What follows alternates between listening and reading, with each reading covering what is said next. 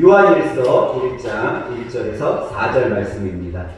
태초부터 있는 생명의 말씀에 관하여는 우리가 들은 바요, 눈으로 본 바요, 자세히 보고 우리의 손으로 만진 바라. 이 생명이 나타내심과 한지라. 이 영원한 생명을 우리가 받고 증거하여 너희에게 전하노니 이는 아버지와 함께 계신 자가 우리에게 나타내심과 되시니라. 우리가 보고 들은 바를 너희에게 전함은 너희로 우리와 사귐이 있게 하려 함이니 우리의 사귐은 아버지와 그의 아들 예수 그리스도와 더불어 누리니라. 우리가 이것을 쓰면 우리의 기쁨이 충만하게 하려 함이라. 아멘. 오늘 종교개혁주의를 맞아서 옆에 분들과 인사할 때 이렇게 인사하도록 해보겠습니다. 바로 알고 바로 믿읍시다 하고 인사하도록 합니다. 바로 알고 바로 믿읍시다. 오늘 설교에 앞서서 여러분들 함께 우리 성경 한 군데 더 한번 읽어보도록 할게요. 이사야서 말씀입니다. 이사야서 53장 5절 우리 한 목소리로 한번 앞에 화면 보면서 읽어보도록 합니다. 시작! 그가 찔림은 우리의 허물 때문이요 그가 상함은 우리의 죄악 때문이라. 그가 징계를 받음으로 우리는 평화를 누리고 그가 채찍에 맞음으로 우리는 나음을 받았도다. 아멘.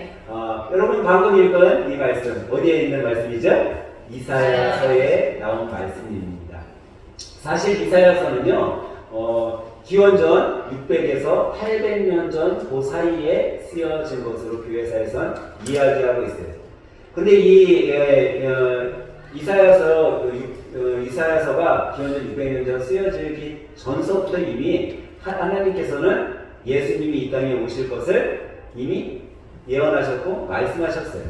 창세기에서부터 이미 나와있기 때문에. 근데 우리가 지금 방금 읽은 이사야서 53장에 보면은 조금 더 예수님이 이 땅에 오실 것을 디테일하게 구체적으로 확실히 이야기해 준 말씀이 이사야서이죠. 근데 이 기원전 600년에서 800년 사이에 또 우리가 한 이야기가 나오는데 그게 뭐냐면 여러분들이 잘 아는 인물 중에 한 명이에요. 고타마 시다르타가 이때 태어났죠. 고타마 시다르타가 누구예요? 잘 모르시겠어요? 불교 누굽니다. 석가모니가 만들었잖아요. 석가모니가 이때 태어나게 되죠.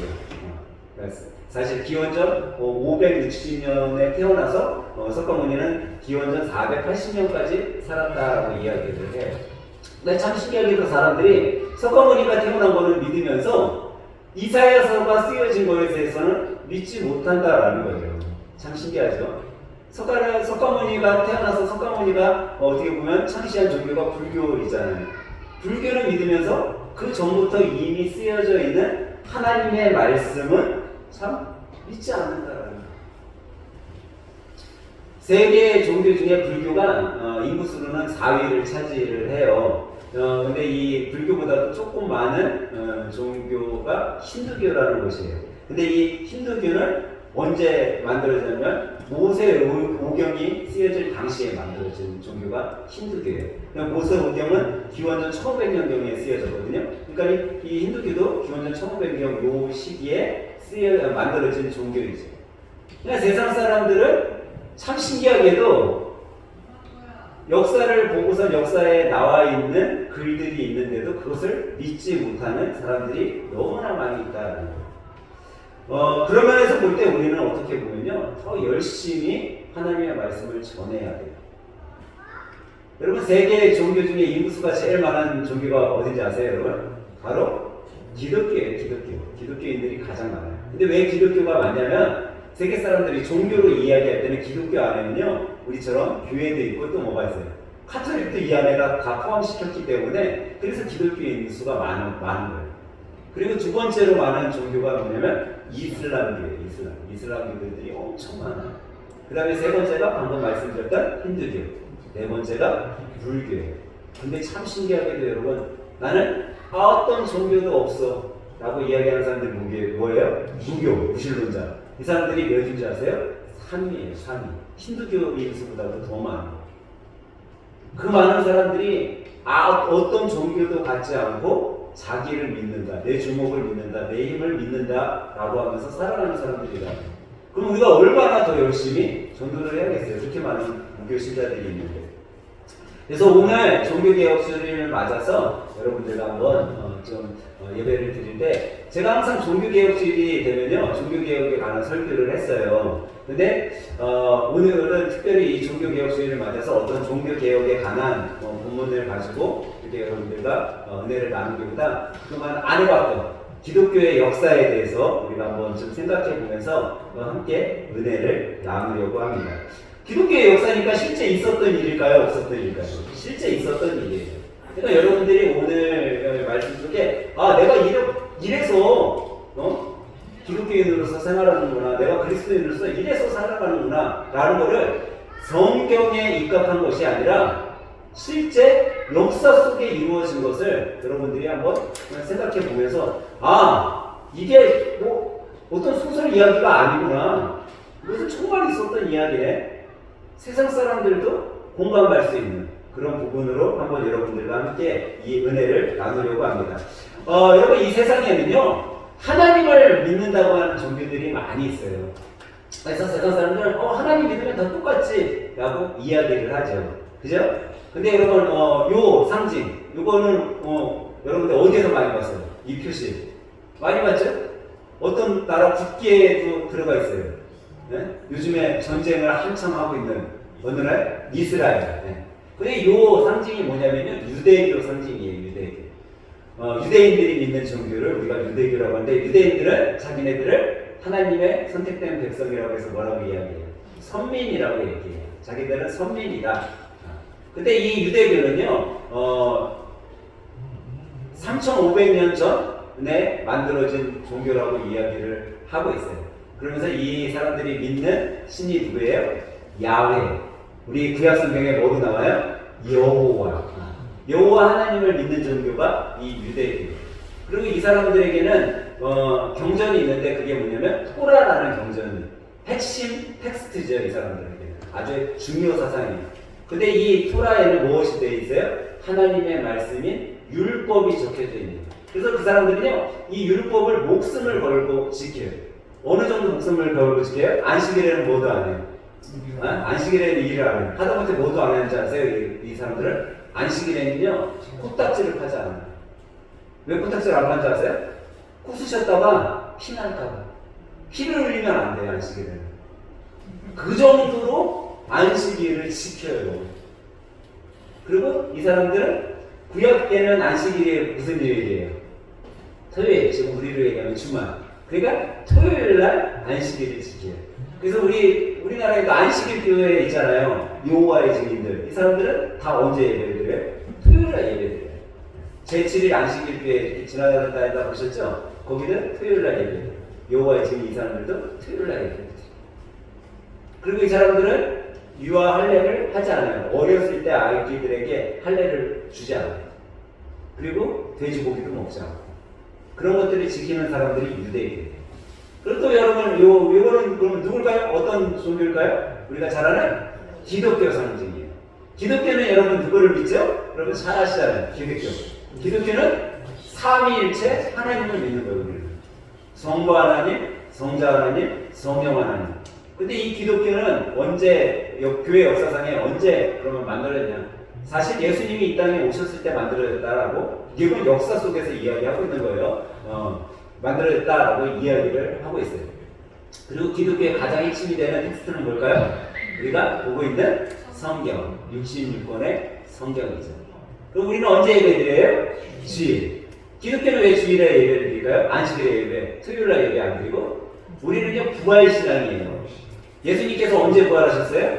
안식일 다음 날.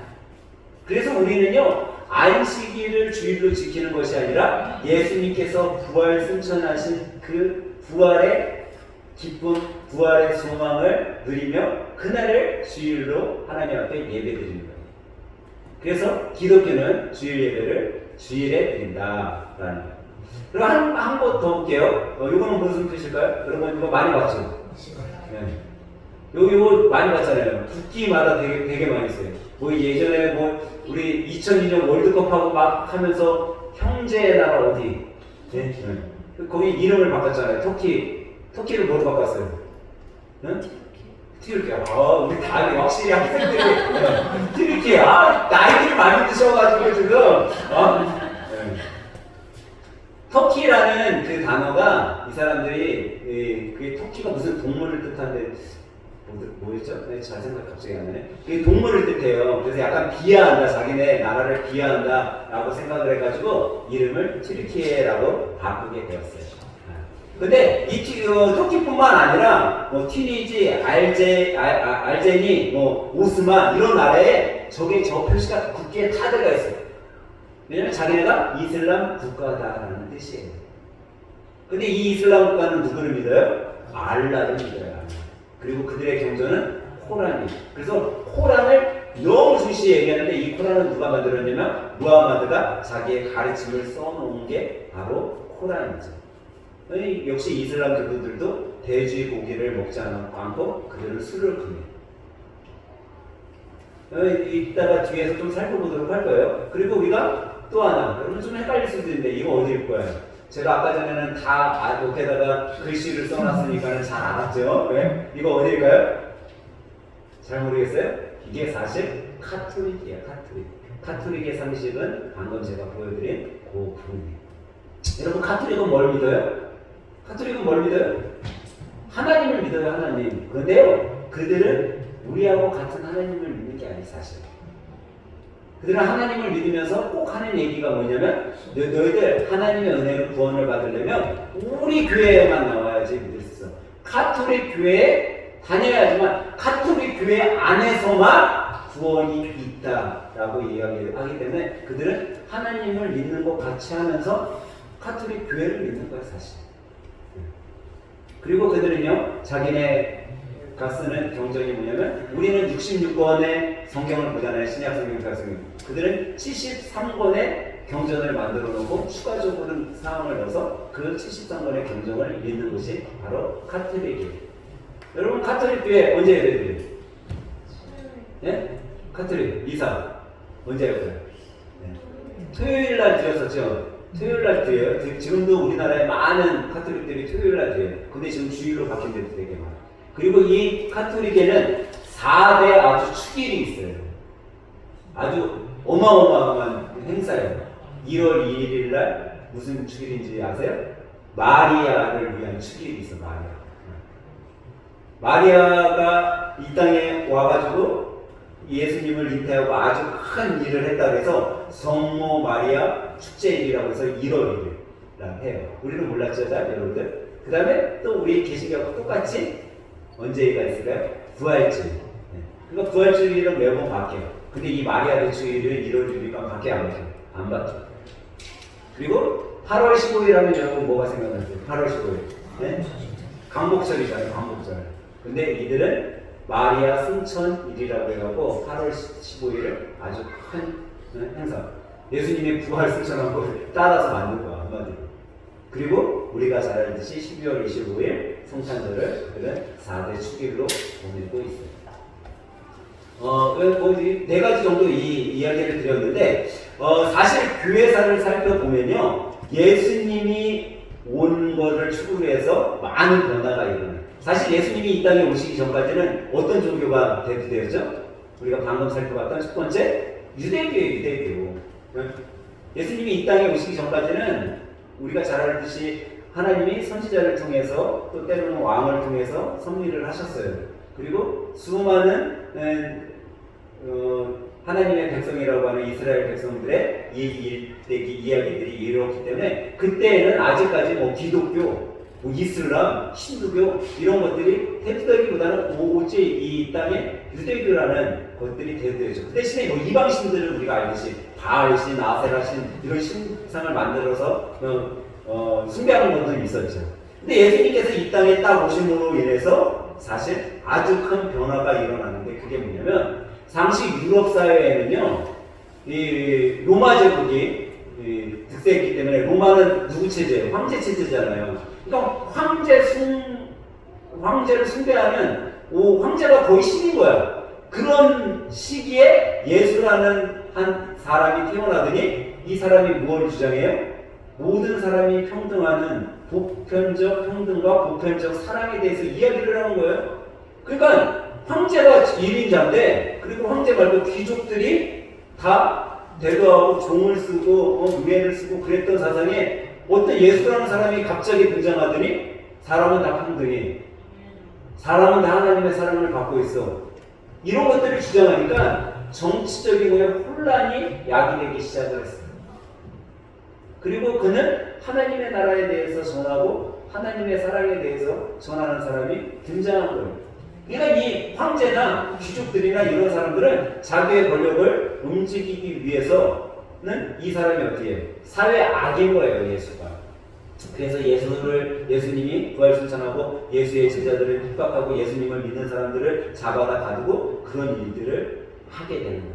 그래서 예수님을 믿는 사람들이 어떻게 예수님을 믿으면서 살아야 되는데, 너무 제재가 로마 제국의 너무 제재가 크니까 우리가 잘 아는 카타콤이라는 지하교회, 카타콤이라는 지하교회에서 살게 되죠. 이 카타콤은요 지하교회가 아니에요, 여러분. 사실 카타콤 뭐예요? 지하 묘지예요, 묘지. 그래서 여러분 카타콤 지역에 수많은 세계에 있는 카타콤 지역에 가면요 다 뭐냐면, 저희 화면에 잘 보면 이게 문제가 동그란 게 해골이에요. 해골을, 사람 해골을 저렇게 해요. 이게 다 한 사람 한 사람이야. 그런 무덤인 거예요. 그 무덤 안에서 사람들이 예배를 드리는 거예요. 예수님의 제자로서의 삶을 실천하며 살아가기 위해서 숨어서 예배를 드렸던 거예요. 왜냐면 진리의 말씀을 지켜야 되니까. 그런데 이렇게 숨어서 예배를 드리던 것들이 이제 해방되게 된 계기가 있었는데, 그게 뭐냐면 4세기에 콘스탄티누스 대제라는 이 사람이 밀라노 칙령이라는 거, 여러분들 학교 다닐 때 들어봤을 거예요. 밀라노 칙령을 발표해요. 그게 뭐냐면 카톨릭도 인정해주고 개신교회도 우리가 좀 인정해주자. 그래서 199 일대에서 예수님을 믿는 사람들, 예수님의 제자로서 예배 드리는 거를 인정해 주기로 했어요. 그러니까 지하교회에 있던 사람들이 어떻게 하겠어요? 무트로 나왔어요. 나와서 예배를 드리게 된 거예요. 그러니까 얼마나 좋았겠어 그때요. 그런데 이 밀라노 칙령이 잘 끝까지 이루어졌으면 사람들이 자유롭게 예수님을 믿고 했을 텐데, 밀라노 칙령을 해놨더니 밀라노 칙령을 또 폐지한 왕이 나타나게 되는 거예요. 그래서 기독교 교회사에 보면은 여러분 공의회라고 들어봤을 거예요. 이게 뭐냐면 공의회는 기독교의 공식적인 회의예요. 그래서 아마 여러분들 니케아 종교회 들어보셨죠? 뭐 니케아 종교회, 에베소서 종교회, 에페소스 종교회, 뭐 이런 종교회들이 어떻게 보면은 기독교계의 공식적인 회의인데, 가장 우리가 많이 들어본 세계사 역사에서도 아이들 세계사 공부하면 니케아 종교회라고 많이 나오는데, 이 니케아 종교회가 기독교계에서는 아주 중요한 회의였기 때문에 니케아 종교회가 나요. 이게 325년에 했던 회의인데, 이 니케아 종교회의를 통해서 사실은 두 가지 큰 갈림이 있어요. 하나는 뭐냐면 아타나시우스파라는 파가 하나 만들어지고, 또 하나는 아리우스파라는 파가 만들어져요. 이 아타나시우스파, 아리우스파가 뭐냐면, 아타나시우스파는 하나님과 예수님은 동일한 신이다. 예수님도 신이고 하나님도 신이야. 그런데 아리우스파는 예수님은 신이 아니야. 그는 하나님이 보내신 인간일 뿐이야 라고 얘기를 해요. 그러면 여러분 생각에 아타나시우스가 정통일 것 같아요? 아리우스가 정통일 것 같아요? 아타나시우스가 당연히 정통이겠죠. 왜? 하나님과 예수님은 신이라고 하니까. 그러니까 아타나시우스는 정통이 돼버리고 아리우스는 이단이 돼버려요. 이게 4세기에 접어들면서 하나의 이야기가 있었죠. 근데 이 4세기에서 참 신기하게도 5세기로 넘어가면서 아주 큰 사건이 유럽 일대에 일어나게 돼요. 그게 뭐냐면 바로 로마의 멸망이에요. 무너질 것 같지 않았던 로마 제국. 로마 제국은 이 땅에 가장 튼튼하고 절대 무너지지 않아. 로마 황제는 절대 무너지지 않는다라고 한 이 로마가 멸망하게 돼요. 근데 더 의미 있게 말하다 보면 로마가 서로마 동로마로 나눠지는데, 서로마의 멸망이고 동로마는 멸망하지 않았어요. 그러니까 소로마의 멸망인데 이 소로마가 왜 멸망이 되냐면 북쪽에 게르만족이 쳐들어오게 돼요. 그래서 소로마는 멸망을 할 수밖에 없어요. 근데 동로마는 왜 멸망하지 않았냐면 동로마는요 돈이 많았어요. 부가 있어서 경제적. 그러니까 경제적 부가 있으니까 무기들을 사고 무기가 좋으니까 게르만족을 상대할 수 있겠죠. 그러니까 동로마는 망하지 않았어요. 그래서 나온 것이 우리가 잘 아는 비잔티 제국. 비잔티의 돈 많은 그 제국을 상징하잖아요. 그 비잔틴 제국이 동로마에서 됐죠. 근데 이 소로마가 멸망했는데 소로마는 무슨 체제였냐면 교황 체제였어요. 교황이 따로 있었어. 가톨릭에. 근데 동로마는요 교황이 누구였냐면 황제가 즉 교황이었거든요. 황제가 교황까지 같이 경직을 했어요. 근데 참 신기하게도 소로마가 멸망을 했는데 누구한테 멸망했죠? 게르만족에게 멸망을 했잖아요. 근데 참 신기하게도 카톨릭은 멸망하지 않았어요. 그래서 종교는 살아있는 거야. 근데 게르만족이 왔더니 이 카톨릭이 게르만족 사람들까지도 융화를 시켜야 되는데 시킬 수 있는 방법을 광고하다 보니까 게르만족은 무슨 사상이 있었냐면 원시 종교 사상이 즐비되어 있었어요. 이 원시 종교 사상이 뭐냐면 애니미즘, 토테미즘, 샤머니즘 같은 거. 애니미즘은 뭐냐면 모든 사물에 다 영역이 영혼이 들어있다라는 거예요. 이 컵에 있으면 이 컵 안에도 뭐가 있어요? 영혼이 있다라는 거예요. 토테미즘은 뭐냐면 특별한 거에만 영혼이 깃들어져 있다. 그래서 뭐 특별한 동물, 특별한 식물에도 영혼이 깃들어져 있다는 거예요. 샤머니즘은 뭐냐면 영혼이 이쪽 세계에서 저쪽 세계로 막 왔다 갔다 할 수 있어. 네. 그래서 이 샤머니즘에서 나온 게 번개신, 뭐 천둥신이라고 막 얘기하잖아요. 뭐 하늘의 신, 뭐 이런 것들이 이 샤머니즘에서 나온 이 어떻게 보면 게르만족들이 믿던 신앙이죠. 그러니까 이 사람들은 신상이 있었을 거 아니에요. 이런 것들을 보여야 되니까. 뭐, 멋있는 나무, 여기에는 영혼이 깃들어 있습니다. 이걸 우리는 믿어야 됩니다. 그러니까 이런 것들이 있었을 거 아니에요. 그러니까 카톨릭이 거기에 그 게르만족을 흡수시키기 위해서 뭐를 만들어야 됐을까요? 신상을 만들 수밖에 없었던 거예요. 왜냐면 그들을 흡수해야 되니까. 그게 토착화 신앙이라는 거거든요. 우리나라에, 그러니까 기독교에서도 우리나라에밖에 없는 여러분 예배가 있어요. 이게 무슨 예배인지 아세요? 우리나라에만 있는 예배. 새벽 예배예요, 새벽 예배. 여러분. 외국, 지금 뭐 이제, 우리나라가 선교를 많이 하니까 우리나라 선교사들이 간 교회들은 새벽 예배 드리는 곳이 많이 있지만 사실 서양에서 우리나라에 기독교가 들어올 때 서양에는 새벽 예배가 없었어요. 근데 한국이라는 땅에 기독교가 들어와서 보니까 한국 사람들은 뭐 했어요? 새벽에 그리고 일찍 일어나서 목욕제기하고 물 떠가지고 탑에다가 놓고 탑을 돌면서 뭐 이런 기도를 해. 달을 보면서 저거 참 좋은 것 중에 하나인데 야 하나님 앞에 새벽 일찍 목욕제기하고 깔끔한 모습으로 주님 앞에 나와서 예배드리면 너무 좋겠다. 그래서 어떻게 보면 한국 토착화 기독교를 새벽 예배가 만들어지게 된 거죠. 근데 사실 이게 카톨릭에서도 이렇게 한 거죠. 성상을 만들어 놓고 그들을 카톨릭의 게르만족들을 카톨릭에 흡수시키려 하는 거죠. 근데 이거는 소로마가 멸망했기 때문에 그런 거죠. 근데 동로마는 멸망했어요, 안 했어요? 멸망 안 했어. 그러니까 성상을 만들 필요 있어요, 없어요? 없어. 오히려 동로마는 황제가 자기가 교황을 경직하니까 누구만 숭배하면 돼? 자기만 숭배하면 되는 거야, 황제가. 그러니까 성상에 대해서 할 필요가 없으니까 동로마는 성상 금지령을 내요. 그래서 이 5세기에 접어들면서 어떻게 보면 소로마가 멸망하고 소로마하고 동로마로 나누게 되죠. 근데 여러분 레오 3세 들어보셨어요? 이 레오 3세? 뭐 레오 10세 문제. 근데 이 레오 3세 이 사람들이 이제 나오는데 이 레오 3세가 어떻게 보면은 이제 동로마에서 성상 금지령을 내린 실질적 인물이죠.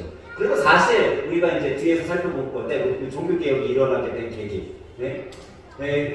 종교개혁이 여러분들 일어나게 된 계기가 뭐예요? 카톨릭의 부패. 근데 뭘 판매했죠? 면제부를 판매하잖아요. 면제부. 이 면제부를 처음 시작한 사람이 뭐냐면 이 레오 3세. 근데 이 레오 3세가 판매하던 것이 레오 10세에 가서 아주 대두됐기 때문에 이 레오 10세가 이제 사실은 명벌부가 시작됐는데 종교개혁에 와서 면제부가 된 거죠. 어떤 신학자들은 명벌부가 맞다, 면제부가 맞다 그러는데 기독교 역사를 좀 자세히 살펴보면요, 명벌부보다는 면제부가 종교개혁 때는 맞아요. 시작은 명벌부로 시작을 했어요. 명벌부는 뭐냐면 너희들의 벌이 면해지는 거야. 내가 죄를 졌죠. 죄를 지으면 죄의 대가로 뭐가 와요? 벌을 받게 돼. 근데 이 벌이 면해지는 게 명벌부예요. 면제부는 뭐냐면 죄가 사함받는 거야. 죄가 사함받으면 어떻게 해요? 지옥에 갈 사람이 어떻게 돼요? 천국 가는 거예요. 그게 면제부한 거예요. 이게 레오 3세에서 명벌부가 시작돼서 레오 10세에 아주 대두되게 되면서 종교개혁이 일어나게 되었어요. 사실 이 종교개혁에 대해서 이 짧은 시간에 제가 여러분들에게 다 설명을 할 수가 없기 때문에 오늘은 앞부분 종교개혁이 일어나기 전까지를 오늘 다룰 거고, 다음 시간에 종교개혁, 이 종교개혁의 세 인물이 대두되는 세 인물이 있는데, 우리가 잘 아는 루터, 그 다음에 스위스에서 종교개혁을 일으킨 칼뱅, 그 다음에 종교개혁을 일으키기는 일으켰는데 루터나 칼뱅처럼 종교개혁을 일으킨 게 아니라 한 사람 헨리가 있어요. 헨리. 이 헨리 8세는 왜 종교개혁을 일으켰냐면, 왜 일으켰는지 아세요? 이혼하고 싶어서. 이혼하고 싶어서 종교개혁을 일으키는 사람이 있어요. 이 세 인물에 대해서는 저희가 다음 시간에 살펴보도록 할 거예요. 그런데 시간이 많이 가기 때문에 다음 시간까지 우리가 가도록 하는데, 오늘 종교개혁주의를 맞아서 여러분과 제가 뒤로 쭉 넘어갈 거예요. 꼭 기억해야 될 것이 있는데, 그것이 뭐냐면요, 종교개혁의 진정한 의미가 과연 뭐냐. 종교개혁의 진정한 의미. 여러분, 종교개혁의 진정한 의미는요, 우리가 5대 솔라라고 얘기를 해요. 5대 솔라. 이 5대 솔라, 왜 5대 솔라라고 얘기하냐면, 오직 뭐다, 오직 뭐다, 이 5가지를 얘기해요. 첫 번째가 뭐냐면 솔라 스크립툴라라는 거예요. 스크립툴라는 성경이거든요. 솔라는 오직이라는 뜻이에요. 그러니까 솔라 스크립툴라가 뭐겠어요? 오직 성경. 종교개혁이 일어난 이유는요, 오직 하나님 말씀 때문에 일어난 거예요.